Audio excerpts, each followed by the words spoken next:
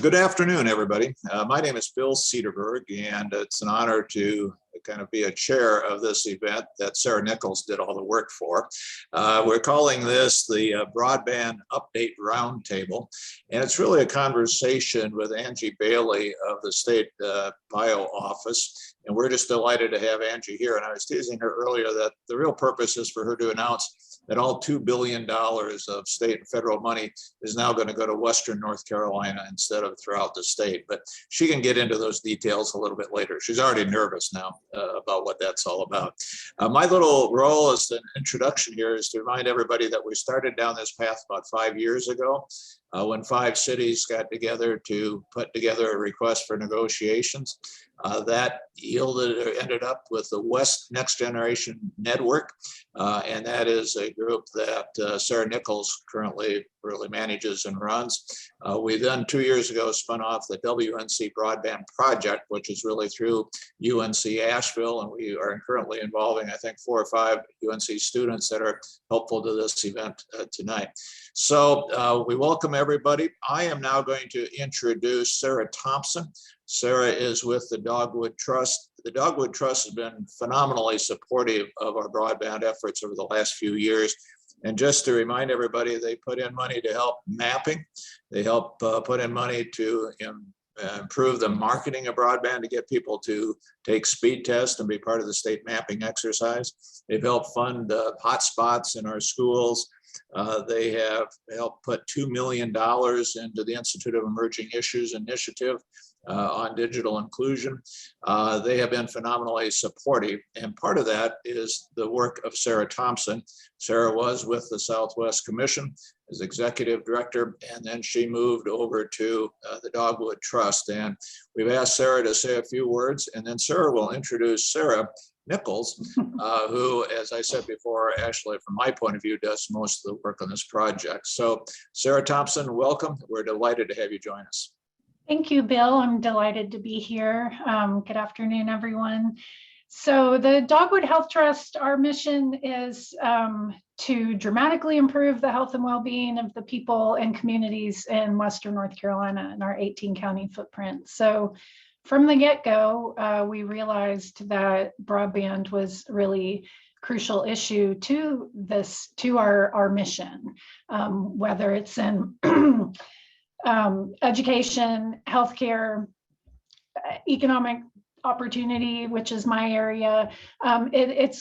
Everything's related to broadband these days. So we heavily support the efforts of this group and of your communities. Of course, everyone here probably knows all of the ins and outs and difficulties of getting these projects put together and putting together funding for them.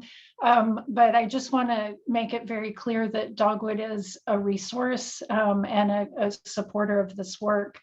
The biggest investment we've made thus far is to the Institute for Emerging Issues, about a $2 million project to improve broadband access and adoption by creating digital inclusion plans to ensure equitable access across the region and leveraging federal funding sources. Though that grant includes $75,000 per county in implementation funds. It includes 4 consultants being engaged to increase the capacity in the region. Some of the technical assistance that it will address is adoption rates, lack of accurate data, affordability, device availability. I think it's a great way for us to support something that's region-wide across all of our 18 counties. It's a good initiative that I hope y'all will get involved with. But that does not mean we are not also interested in working with you on a more local level if you have appropriate and eligible projects that we might be able to support. So thank you for having me here today. And thanks, Angie, for giving us all of your expertise and information. And I will now turn it over to Sarah Nichols from Land of Sky, the broadband guru for Western North Carolina. Sarah, take it away. That was generous. Thank you, Sarah. And thank you all for coming today and joining us. I want to make you aware that we'll be doing our bigger roundtable event down the road a little bit. This was meant to be smaller, so local government leadership and providers kind of in the same room to hear some of the upcoming opportunities that are coming out of the state and how you can use those funds and leverage those funds to do these meaningful projects in your area. Today, we are joined by Angie Bailey from Ncdit. Many of you know her. If you don't, she's the kind of newly officially named Director of Department of Information Technology, friend here to Land of Sky, and has been a leader in this space for some time. So maybe new to this role, but not new to that department. And we're very lucky to have her join us today.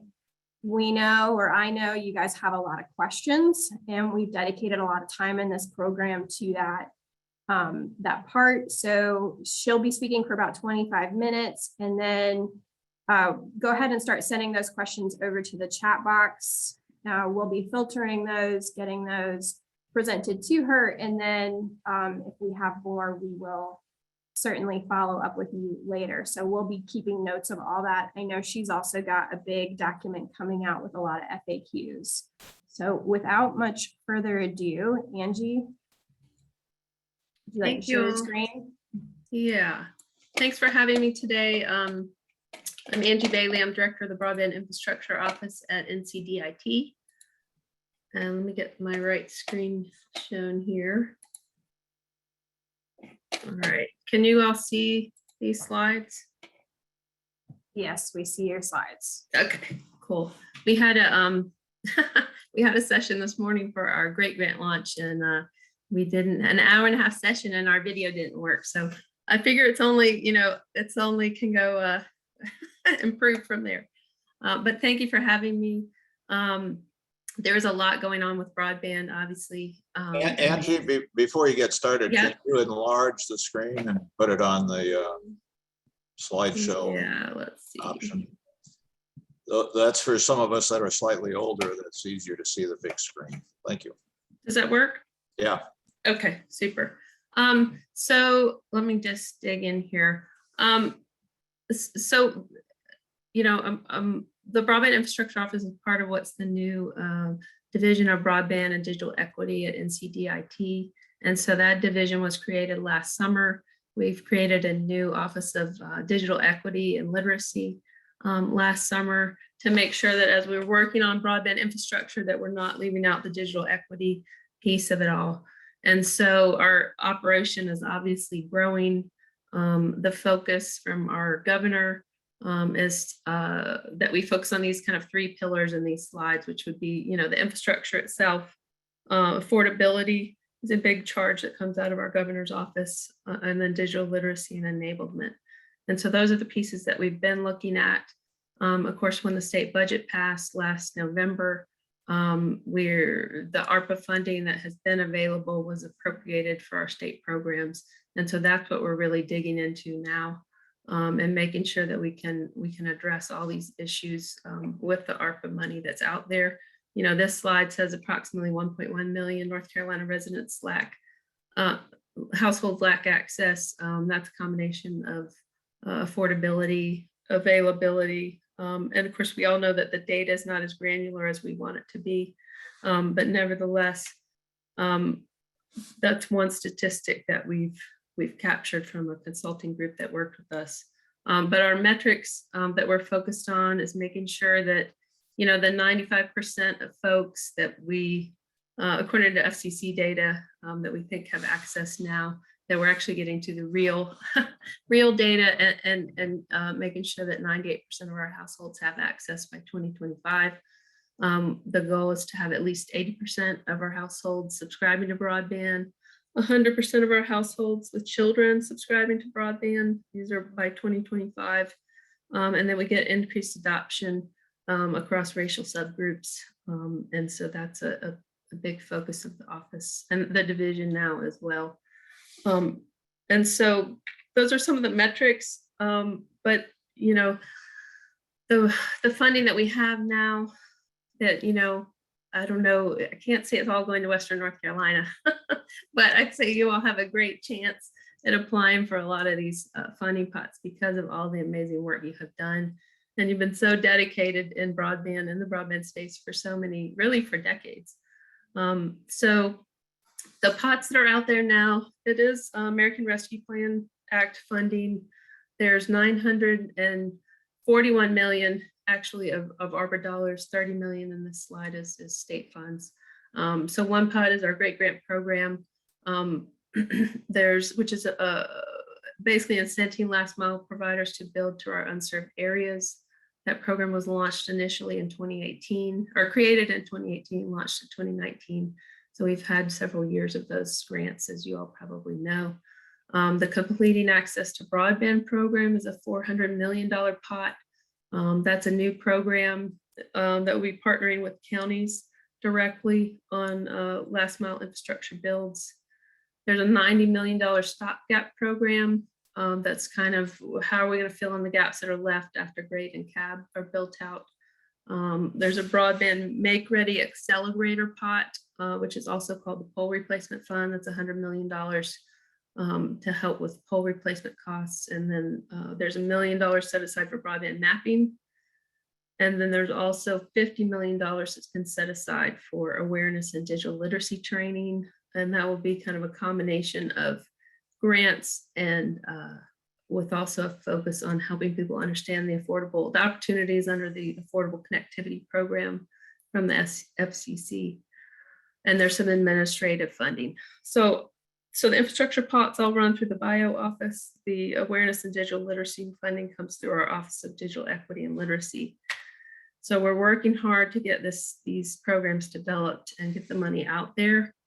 For those of you, I think we have a fair amount of local governments on the call. So I just wanted to kind of explain the funding sources.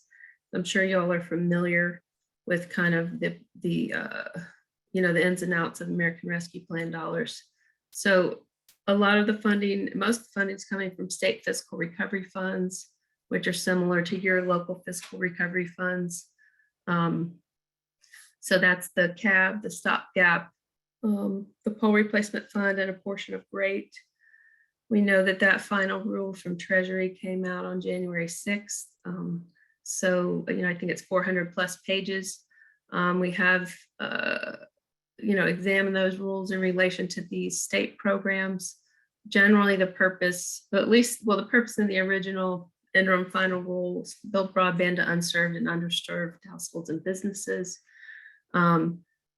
Infrastructure requirements are to build to speeds of 100 down, 20 up, scalable to 100 symmetrical. And then the original eligible areas with less than 25, areas with less than 25.3, that's been broadened. In the federal rules, it's not broadened in our state GRADE program, because in some cases the state program is more restrictive. But so that's kind of, the state fiscal recovery funds is a big portion of the funding. There's also capital project funds, which is another ARPA pot, and that is set out in the state budget to fund a portion of the GRADE grants.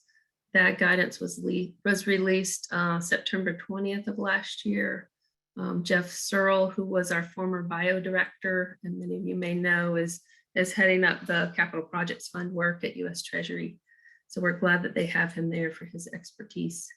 And so that is, it's kind of a different structure, but it's infrastructure funding to build out in our unserved and underserved areas.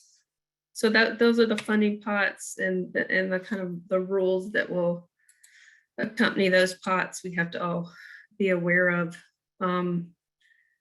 So again, digging into the pots a little bit more, it's a lot of information. So to be honest, I kind of struggle with how much to share. But if you go to our website, ncbroadband.gov/grants, we do have descriptions of all these different pots out there now. There's also email addresses for most of them. So if you have questions about specific requirements of each program, I meant to add the email addresses on here. But we would ask, for example, if you have questions about GRADE Grant, that you email gradegrant@nc.gov.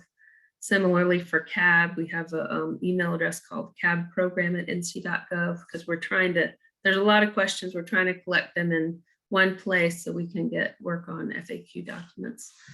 But so our Great Grant program was launched on January 31st. That guidance document is posted on our website. We also just this morning launched our FAQ document. The first version of our FAQ document, it's about 10 pages. So it's further clarifications on the Great Grant program. And we expect that document to be updated probably bi-weekly, as long as we continue to get questions. So we encourage you to please look at that on our website as well. We will keep it updated. So that's out there. We are working closely with school government and the association on kind of how best to share information with counties on how they can be partners in GREAT. There is an opportunity for partnerships through either providing infrastructure assets or through providing financial match. So a county would need to enter into that partnership agreement with a broadband service provider to participate. So that is the Great Grant. That round closes on April 4th. So that's an active item for any counties to please look at and consider. We will be doing a redo or another version, an updated version of our Great Grant webinar session on Monday morning from 9:30 to 11. So if anyone wants to hear all the details of Great Grant, you're welcome to join, and you would need to register on the link on our website on our Great Grant federal funding page. So that's coming up. There's a lot going on with that, a lot of nuanced questions. The mapping funding, and I will call on Ben shortly, who's with us that can talk a little bit more about our maps. But we do have the funding for mapping work. We do plan to release a bid, an RFP, hopefully in the coming weeks to collect more granular data on mapping. We realize that that's always a challenge. And so that will be coming out soon, although we do have some of these programs obviously running without having that mapping data collected yet, the more granular data. So we can talk more about that. The Completing Access to Broadband program is the new program that's a partnership with each county that wishes to participate. And that will be a competitive bidding process to build infrastructure to unserved and underserved parts of each county. So we will work with any county that's interested to mutually identify the eligible areas in your county. Then we'd use an RFP template through the state, through DIT, and bid that out, and the award would utilize funding from the county, from your SFR, from your local fiscal recovery fund dollars, or other dollars, and combine with the state funds. And so we're looking at pushing that out as a pilot in the next month or so, with actual awards probably not coming till, the initial awards not coming till probably third quarter of this year. The Stopgap Solutions Pot is a program that we're still developing. That's 90 million. And again, that's looking at how to best fill in gaps after GREAT and CAB. We can't really have the programs running at the same time because of the eligible areas are very similar. So that's why we're doing kind of GREAT. It's the very prescriptive program that's just unserved areas, and then CAB, and then Stopgap. The pole replacement program we are working to develop, it may not be launched till the end of the year. We didn't get administrative funding for that, but we're trying to resolve that. But essentially it will reimburse communications service providers for replacing poles in our unserved areas. So, so that's that piece. So again, I know it's a lot, but we wanted to kind of throw out the general idea. We do have on, if you're familiar with NC1 map, which is our state GIS resource for North Carolina, nc1map.gov. We do have a broadband section there. And we have a Great Grant mapping tool, which can be useful in doing some of your planning work. Our applicants are required to use the mapping tool for their application submissions, because it does use our master address file for the state, which is address points coming from 911 data. So, and we need the application points to match up. So applicants are required to geocode against that data set. So we can talk a little bit more about that, but that is out there. There's also a broadband planning map on NC1 map that may be useful to counties for looking at kind of all these different data sets.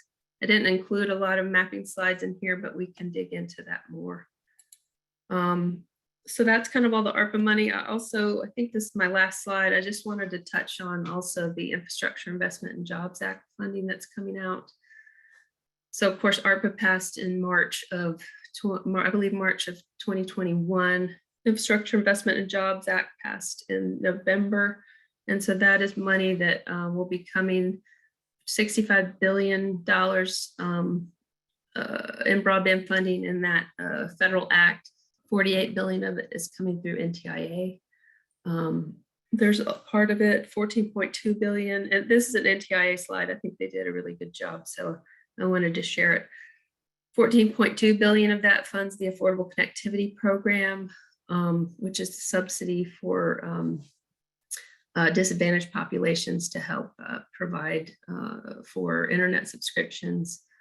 There's also some funding. This is the column to the right of the slide for USDA for Reconnect grants.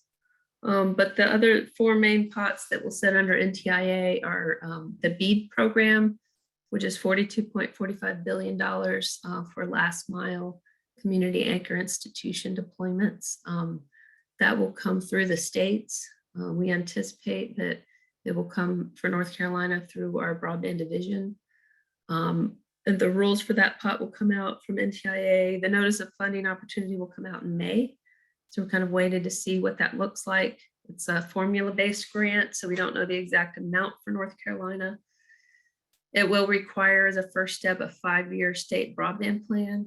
And so I'm excited about that because I think that with so much going on with these different pots, I think that that's what we need to kind of look at, right? What's the ARPA money going to do? What are these other pots that's going to do? So we make sure we close all the gaps. While we have this kind of unprecedented funding available. So the BEAD program that will require that 5-year strategic plan. They also, I believe, my understanding is that we can't actually fund deployments until the FCC data, until their updated process is in place. So we will see how that kind of comes along with their effort to capture more granular broadband deployment data. So that's BEAD. The digital equity pot is 2.75 billion. That also comes through the state, but there are sub awards within that. That requires a digital equity plan as well. So that will be coming out. I believe that NOFO also comes out in May. Same time, there's a $2 billion pot for tribal lands, and then a middle mile pot of 1 billion. And that, I believe those applications will go directly to NTIA. So we're tracking all this closely. And again, it's an unprecedented time. And we're, to be honest, we're trying to figure out the best way to keep sharing information with our broadband providers, with our local governments. We appreciate the COG pulling this together. And if y'all have feedback on how we can better share information, please let us know. I can't remember if I said this, but my presentation from this morning is kind of running together in my head. But we have been working closely with school government and Association of County Commissioners on the role for counties, or what the best opportunities may be for you all. And so we're doing office hours with school government next Wednesday from 12 to 1. If y'all have participated in those. So Wednesday will be a broadband session that we'll participate in. And then Thursday afternoon from 4 to 5, we're participating in a county manager's call with the Association of County Commissioners. And so we're trying to, be as engaged as we can in as many presentations and opportunities to share information to make sure folks understand what's out there and how to be involved. So I think, Sarah, that's what I have for now, and happy to see what questions you all have. Sure. So as a Reminder, go ahead and start putting your questions out into the chat box. You want to stop sharing your screen, Angie? Oh, sorry. It's okay. So we got a few from our friend Stag, who's been one of our broadband leaders for a while, and starting with questions about the protest. So the 10%, does it apply to households within a project area offered service by the protesting service provider or households that actually subscribe? That is, so the protest process, what's changed in this year, in this current legislation, is that the party protesting has to be the internet service provider that's providing service to these locations. So that's the only group that can protest. In the past, we got some protests from providers about locations saying, hey, this area is served, even though they weren't the ones serving them. So that has changed. You have to be the provider serving the area in order to protest it, protest an application. The 10% rule says that you can only protest a project if you're serving more than 10% of the area. And so I believe my understanding of the intent with that is that, you know, we had some protests coming in past years that were really small, like, hey, we serve 5 houses and we'd like to reevaluate this whole project. So it's meant to kind of, I think, restrict protests to only applications where they feel like there's a large discrepancy, if that makes sense. That does, and I think follow up to it is if it were a cellular provider and they offer 25.3 to 10%, would they be eligible as a provider to protest? So, and I just want to say before I start answering all these questions, and I hope that George can be unmuted and jump in if he wants to as well. George Collier is our infrastructure funding and policy lead and is spending a lot of time on these ARPA requirements and our state programs. And so I'll jump into your question in one second. You know, the ultimate rules, of course, are in the legislation and beyond that in our guidance document and beyond that in our FAQs. So please read those as a primary source, but we will answer what we can verbally. We just want to make sure we're being consistent. So cellular service, if an area has 25.3 or more, they're not considered unserved. And so you have to be, it has to be an unserved area in order to be eligible for GREAT. A mobile carrier, but it has to be fixed service. And so we do anticipate that some cell carriers may submit projects for fixed wireless, and that could be eligible. But you can't, but regular mobile service wouldn't qualify, if that makes sense. Angie, this is George Collier. I just wanted to add that I dropped the link to our FAQs. I dropped that into our chat. That was just put on our website today. Stag, I think a number of your questions were answered in that FAQ. I think you had been sending us emails in our Great Grant email address. So if y'all have any other questions after today's meeting, greatgrant@nc.gov is the email address that you should send your questions to regarding this current round of GREAT. But Stag, I didn't put your name in the FAQ document, but I believe a number of the questions that you asked are addressed in that document. And specifically the 10% question, that's in 12.1 of the FAQ. So I'll refer you there. But Angie, I just wanted to add some supplemental information to what you just shared as well. Yeah, thank you. Looks like we got a couple questions about the definition of discrete. And contextually, I know that what we're trying to get at is, could you put one application in that had a bunch of places in different parts of the county, or does it need to be one contiguous area?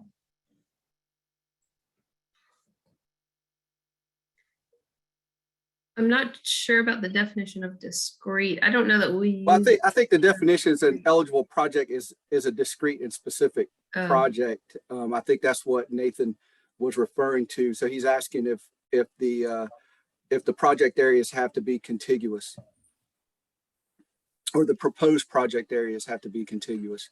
In the past, and Angie, if it's all right, I think in the past when we've done the regular GRATE program, we stated that areas do not have to be contiguous. But there is some definition of a contiguous project if your project area is spanning over two counties. And that's defined in the guidance document. Yeah, so they don't have to be contiguous unless you're crossing a county border and you want to count the area in the additional county as part of the project. Correct. And then I think Stagg has a question about the Appendix E has an estimate for Buncombe County as 1,210 unserved households.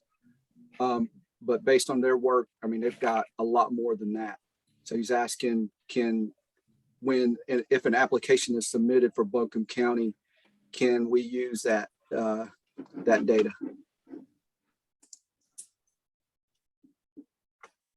I'm sorry, can you say that one more time? Sorry, I apparently I haven't turned off my Microsoft Teams. I'm getting calls on that now too. So the questions in our chat from Stagg about Buncombe County and the number of unserved households. If they've got data that shows the unserved households are a lot higher than what's in our appendix, which is just the baseline, can Buncombe County, can an ISP that's submitting a project in Buncombe County use their data? So I think it would depend on, I think the applicant could submit it with the application. And I think it would depend on, how it was collected, what that data is. I mean, generally for that section, we're using the FCC data so that we can be consistent. And I think you're talking about in the scoring sheet where it's estimating the number of unserved households per county. Angie, that is what he's referring to, but maybe we can broaden this question a little bit more, because on your maps, you have the pink areas that are FCC eligible that are obvious, but in our part of the state, most of that's state forest or people just don't live there. Then you have the next layer of, it's like a tan color, and those are potentially eligible. Can you walk through how we would justify those becoming eligible, or what you would accept as information? Yeah, and maybe, I mean, I don't know if you want Ben to pull up the mapping tool as well. Sure. Okay, Sure, so Ben, if that's okay, and I'll talk a little bit about the data for a minute while you're Sure. Let pulling me that up. share my screen. All right, well, yeah, we'll do the map, then I'll add to it. Thank you. Do you want me to overview what's in the map first? Yeah, maybe the layers, that would be super. Right. Okay. So this is kind of a baseline. The primary purpose behind this tool is to get the address data to the provider so they can circle the locations they want to provide an application for. The rest of the information in this map is kind of as just a guideline to guide them into the right locations. It doesn't represent all of the eligible areas because, like you mentioned, we have to use the FCC data as our guidepost to start off with. But we know that census block methodology leaves a lot of households underrepresented in this map. But as you can see, all the grayed out areas are either federal awards, federal funding awards through the RDOF program, the US Reconnect program, and other funding mechanisms. And we also have, like in tier 3 counties, like Henderson County here, they have a definition in the legislation that says that in tier 3 designated counties, only rural census tracts are eligible. Well, a rural census tract in the legislation says anything that's less than 500 people per square mile. So anything that's more than that 500 people per square mile in a tier 3 county like this here in Hendersonville is also grayed out in this map to kind of guide people to what the legislation is saying the baseline is. So anything in between all the gray areas or the blue where past great grant round funding went could be proposed for funding, but the documentation has to be there of why it's underrepresented in the FCC data.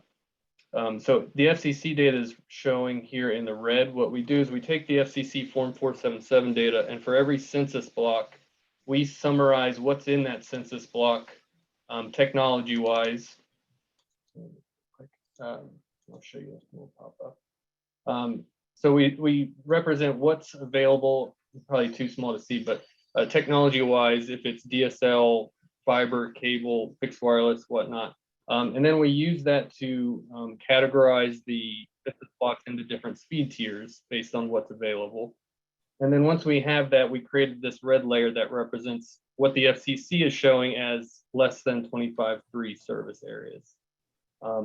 What we've also included in the map is our broadband community surveys.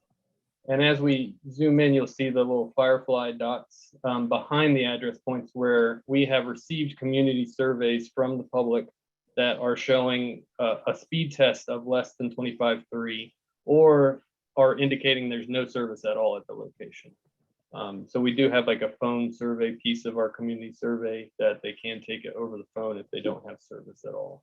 And so using that, we've shaded some of these census blocks this kind of orange tan color to kind of highlight, okay, these are areas where the FCC is saying this is reporting service at 25.3, but maybe not the whole entire census block based on the community surveys that we're receiving. And then the broadband providers themselves can come in and say they want to have a project area in this area. I'm just kind of doing it generally, but they'll probably be a little more granular. Select the address data and export that address data to a CSV file that then gets included into their application to the Great Grant Program. And doing this allows us really easily to map all of the different applications. I think the last round we got over 70 applications. So when you're getting that much data, having the same address data set is critical so we can really easily compare apples to apples, what's being applied for and what's coming in. And then get Angie's team the information to do the scoring. So this is just one application. Like she mentioned, we do have several applications out on the broadband page on NC1 Map, and I'll put this in the chat after the meeting or after my presentation. And so there's several other mapping applications and data sets. So if you have your own GIS group that wants to analyze things, we provide access to all the data for download or through streaming services. Of considerable note is also this broadband project planning dashboard.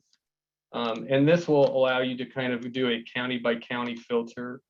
If we just go to Cherokee County, it'll filter the data showing what technologies are deployed where using that block summary that I kind of outlined. So you'll see the green areas are the kind of fiber and higher end cable services. And then going on to fixed wireless DSL are in the darker colors. You'll see all of the community survey responses, but you can also say, okay, where are the provider reported areas? And quickly, selecting any of these providers in this list will show you their service area based on the FCC data.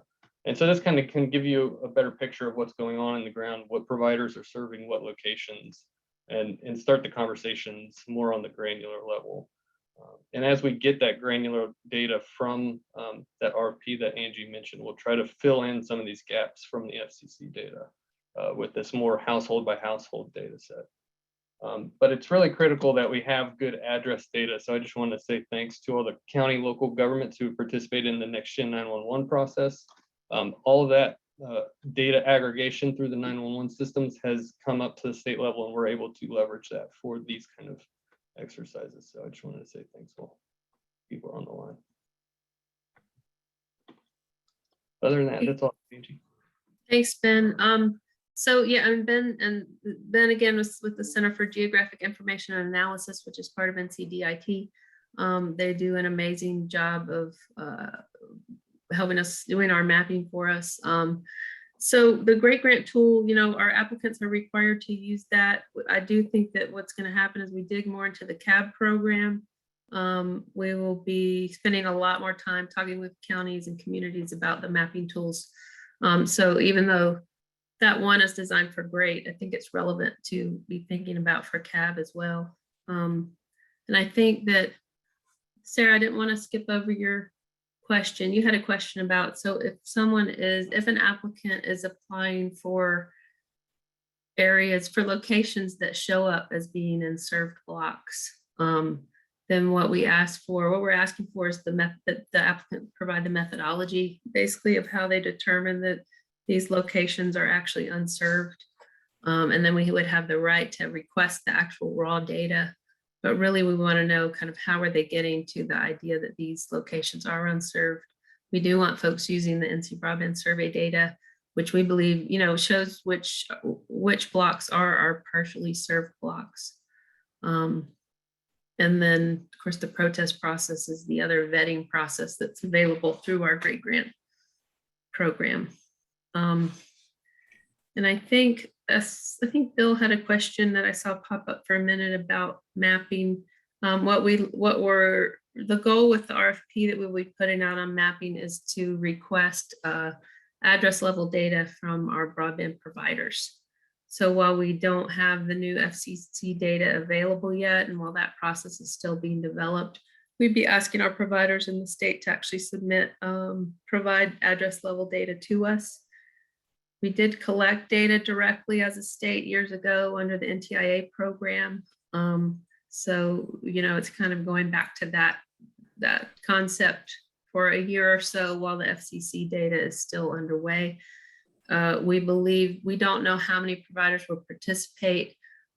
We believe they don't want to show address. We think what we could do is collect where they serve. And then what we would do is we wouldn't necessarily show that publicly. We would probably end up showing where they're not serving. So that is underway. And I think it's important because that's a really important avenue to having stronger data.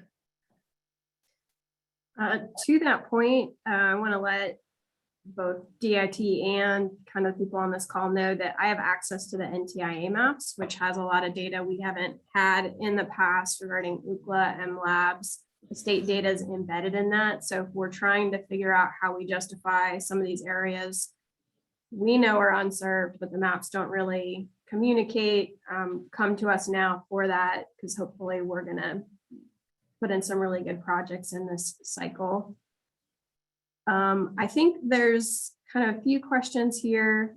I may actually take Tim off of mute to ask. He's got a few in here. So Tim, be ready for that. I'm going to turn your mic on. We got to the discrete question. I do think there's some clarity on RFP and the county RFPs that I'm getting from providers and from some of the local governments. So can you kind of touch on that? We say RFP, you're kind of talking about the CAB program, right? And the state's intending to have a template for the local governments to use. And then can you go over what the matching in that program looks like and how you envision that working?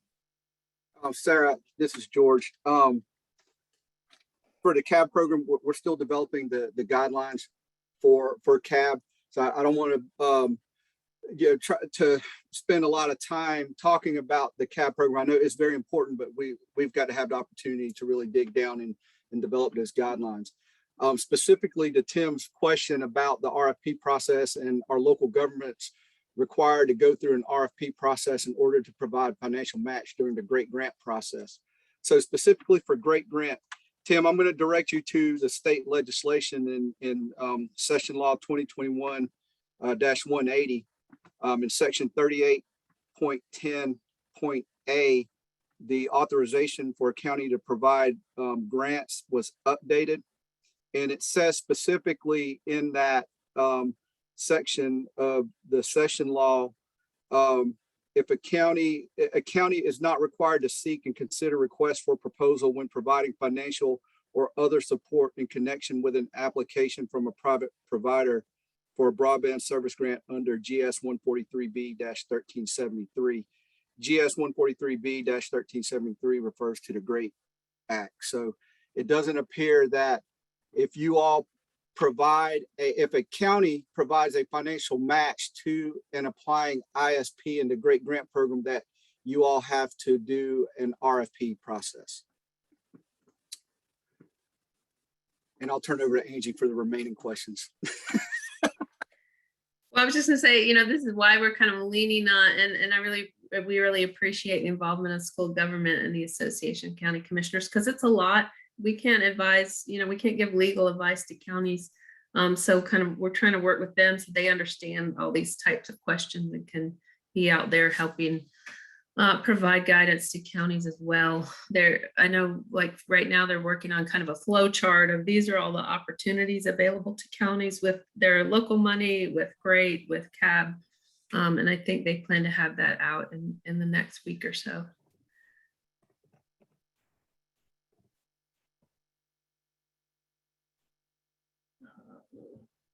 I did see. Go ahead. I did see from Bill, and I'm sorry, I think you're saying we didn't answer the 10% question. So the 10% question in the protest process is about availability. So GREAT doesn't really deal with subscriptions at all. It's really just about making service available to households.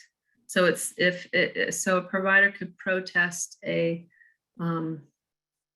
area if they have more than 10% of the locations in the project area, if they have service available to those. Right. The specific language is the proposed project area contains 10% or more of total households with access to broadband service.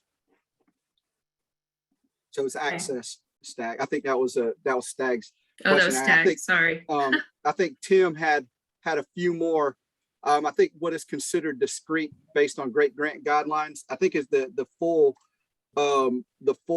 sentence includes discrete and specific. So I think we're looking at specific areas, and they don't have to be contiguous, right? I think you have to identify those areas using our mapping tool that we describe, and to actually identify the unserved area that's going to be served with this project. The household assistance, Tim, we'll get back with you on that question, because that's a good question, and that's one that I think we'll need to circle back with our leadership at DIT and potentially the bill drafters, because that's a good question. And we are aware of it. I think you've asked that in the past, and we're still talking. So we'll get back with you, and then I'll turn over the eligibility question to Angie. Actually, to be honest, I'm not monitoring the chat specifically, so I'm not sure. So great. So the eligibility question is from Tim is GREAT is focused on areas without 25.3. However, the spirit of ARPA suggests much higher, 100 symmetrical. If an area is serviced by a provider below 100 symmetrical, when will these areas be considered eligible for future grant funding? Is this expected in CAB, stopgap, or some other program? Yeah. That's okay. A good question as well. Yeah. So GREAT specifically deals with unserved areas, which the state legislation defines as less than 25.3, terrestrially deployed service less than 25.3. So, I personally feel like if it was broader than that, we didn't write the legislation. I feel like if it was broader than that, then I think that our areas that have less than 25.3 would be left out. Because I think providers would probably skip over some of those and go just to these areas that have less than 100 down, 20 up. So I don't think it's bad that this GREAT legislation is more restrictive. So GREAT will go just to the areas less than 25.3. I don't think there'll be a lot of contiguous, there'll be contiguous projects, but I think it's also, we've got these holes out there. So our hope is that those will get filled. As far as the US Treasury guidance focusing on areas of less than 100 down or 100 symmetrical or 100 down, 20 up. So what we will push for as the broadband office is that underserved be considered anything with less than 100 down, 20 up, to kind of capture the, those households in between 25.3 and 100 down, 20 up. It's not defined in legislation as underserved in our state laws, but that's what kind of our goal is as a broadband division. And then the CAB and the stopgap programs both use the term underserved. So that's what we will kind of be pushing towards, is for that to be, and this is a goal. This isn't a set in stone with these programs, as we're still developing them, but we get that those areas do need increased service in a lot of cases, or in some cases, we just need, the providers actually need ability to submit broader project areas. So we're looking at that. We also think that the Infrastructure and Investment and Jobs Act money that comes down later in the year will have broader eligible areas, essentially, if that makes sense. So I think it will be an evolution.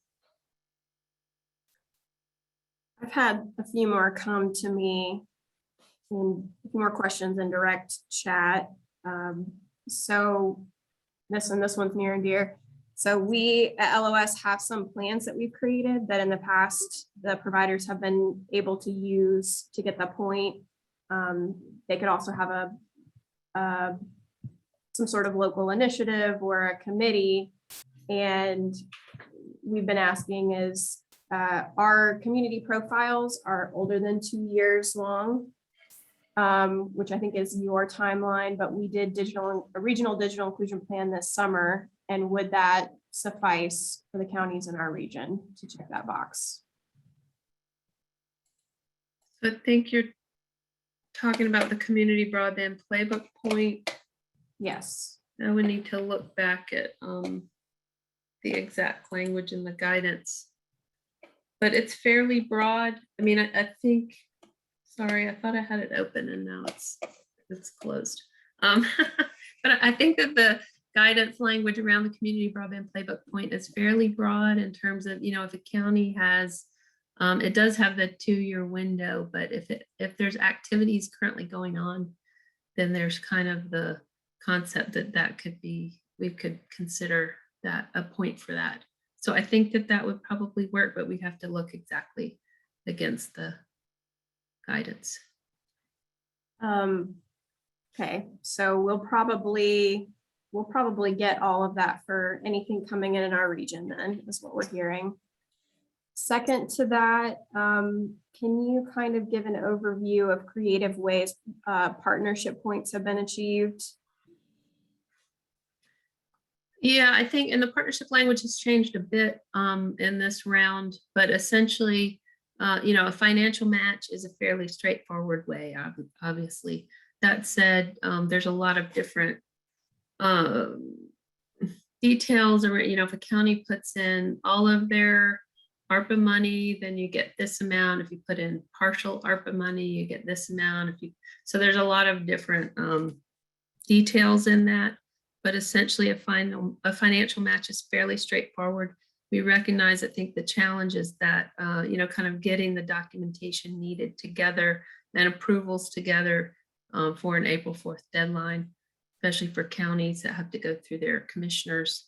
We're hoping in the next FAQs that go out next week to provide a little more detail on what type of documentation we would require, because we're trying to be, not too rigid, although our legislation says, kind of alludes to having a formalized agreement to get partnership points. And then there's this kind of catch-22 of having a formalized agreement when you don't have an actual grant award.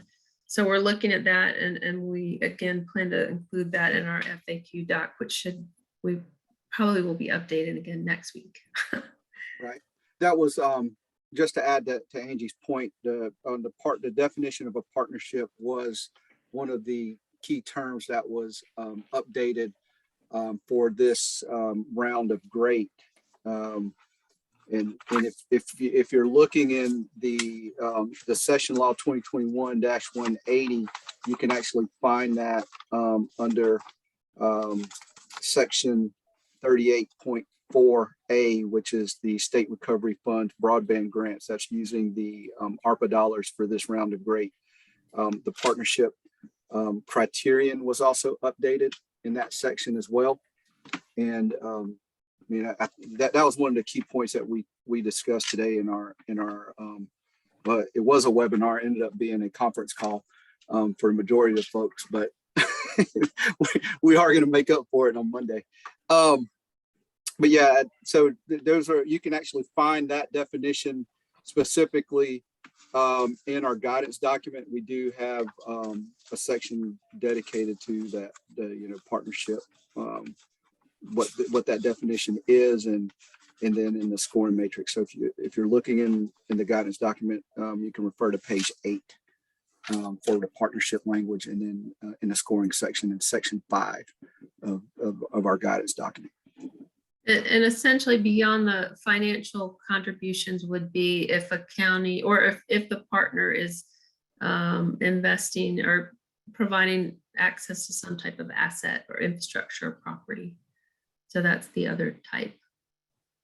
So to I think a question Tim asked earlier is the ARA, if you're using your ARPA funds for this grant match, great grant match, is the former RFP process to do that still? I answered that, Sarah. That the answer is no. An RFP process is not required if a county is going to participate in a financial contribution to an applying ISP. So the update of the county broadband law specifically addresses that the RFP process is not, they don't have to follow that RFP process if they're participating in GREAT as a financial contribution. Excellent. I know that was a sticking point last cycle. Tim has another one in here. The state view of the indirect benefits, so the served households from an unserved housing project. State's view as relate to GREAT or CAB.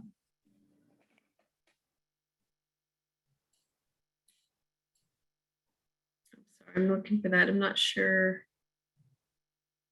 Can you say that one more time? So he's asking about the state's view of the indirect benefit. So served household benefiting from an unserved household project.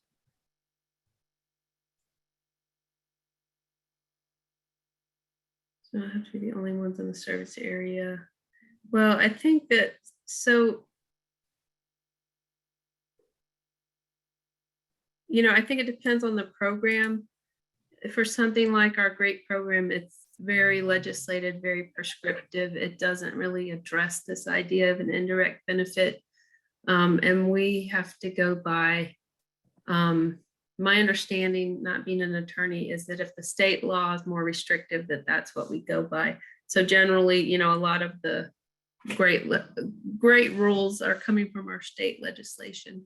That said, it sounds a bit like the,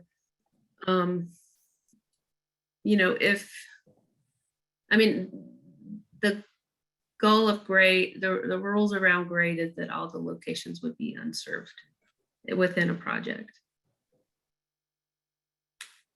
But we haven't, that's something we can look at more for GREAT, for CAB and also for stopgap, which I think are, obviously a bit more flexible pots. All right, so this has been great. We are coming up on, we just passed our 3 o'clock mark. Bill, can you close it out for us? Be happy to do that. I'm going to take a little bit of license myself and introduce our newest state legislator for the city of Asheville, and that's Caleb Radau.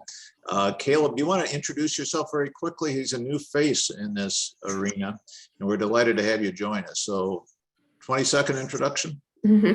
Can you unmute him, somebody? There you go. Now, okay, great. Yeah, thanks for the introduction. You know, I'm a data scientist, so this is particularly interesting to me. I'm a Peace Corps volunteer, Asheville native, and you know, I do a lot of work in organizing and kind of data and transparency. So this is close to my heart, and I'm really excited to see what comes out of it. So thanks for being here. Thanks for organizing and letting me be here. It's been a real pleasure. You can tell that he's a freshman legislator because after serving a term or two, his introduction would have been a lot longer. I can get more than 20 seconds. Yeah, I know. Very impressive. Very impressive. Well, my job is to wrap this up. And thank you, Angie and George and Ben and everybody from the state office. You've done a phenomenal job. I fell a little short of just committing all of the money to Western North Carolina. But we do appreciate your good work, and I think we can only say that we want to be competitive. And Stag Newman didn't say this, but he'll tell this to me privately. He'll say, you got to make a sales pitch that it just costs more to do business out here in Western North Carolina because of the mountains. So we hope your formulas reflect this higher cost of getting broadband through the area. We have good legislators, John Connor, John Feldman, John Mitchell is here from Henderson County. So many of you that are on this call are real leaders in this. And we're going to be organizing another broadband leadership summit sometime in late March or April. We've been holding off on that, frankly, until the state kind of had more answers to some of these questions. But it is so exciting to see where we are today compared to 5 years ago, because I know John Connor could talk about this, that we got together and scratch our head and say, how are we going to do some of this thing? And now we're scratching our head saying, how do we get our fair share and how do we move the football down the field a little bit? Our thanks to Sarah Thompson and the Dogwood Trust, Sarah Nichols with Land of Sky. This is a great team that has been put together, and we really appreciate everybody's work with all that.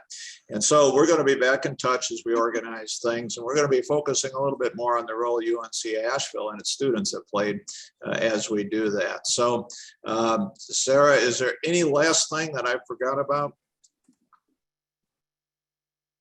She's probably gone home. Oh, she gave me the thumbs up. Well, that's better than other signals I've gotten from Sarah over the time period. So we'll take that as it is. So again, Angie and the team from the state, remember us kindly. And Stag, thanks for always asking questions. That's an important thing. So with that, we're going to say goodbye and have a great afternoon. Get out there and enjoy some of the sunshine. Take care. Thank you all. Thank you very much.